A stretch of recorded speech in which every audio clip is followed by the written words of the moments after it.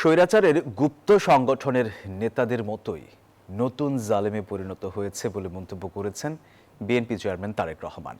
বরিশালে জনসভায় এই কথা বলেন তিনি। এ সময় তিনি আরও বলেন, এই জালেমদের কাছে মা বোনরা নিরাপদ নয়। এক্স হ্যান্ডেল হ্যাক নিয়ে তিনি বলেন, একটি দলের ছোট থেকে বড় নেতারা মিথ্যাচার করছে।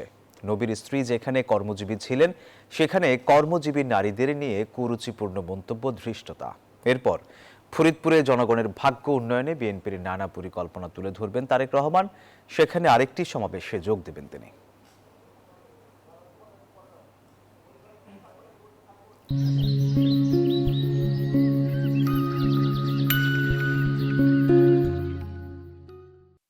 বাংলাদেশে এক নতুন জালেমের আবির্ভাব হয়েছে। এই গুপ্ত সংগঠনের ব্যক্তিরা নতুন জালেম রূপে আবির্ভূত হয়েছে বাংলাদেশের মানুষের কাছে।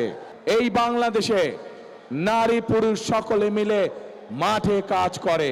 বাংলাদেশের নারীদেরকে সে একটি অত্যন্ত কলঙ্কিত শব্দ দিয়ে ব্যবহার করেছে। প্রিয় ভাই বোনেরা, যেই ব্যক্তি বা যেই দলের তার দেশের মা বোনদের প্রতি বিন্দুমাত্র শ্রদ্ধা নেই, যেই নেতা যেই দলের নেতাকর্মীদের নিজের দেশের মা বোনদের কষ্টের প্রতি বিন্দুমাত্র সম্মান নেই, তাদের কাছ থেকে আর যাই হোক বাংলাদেশ কখনো অগ্রগতি আশা করতে পারে না।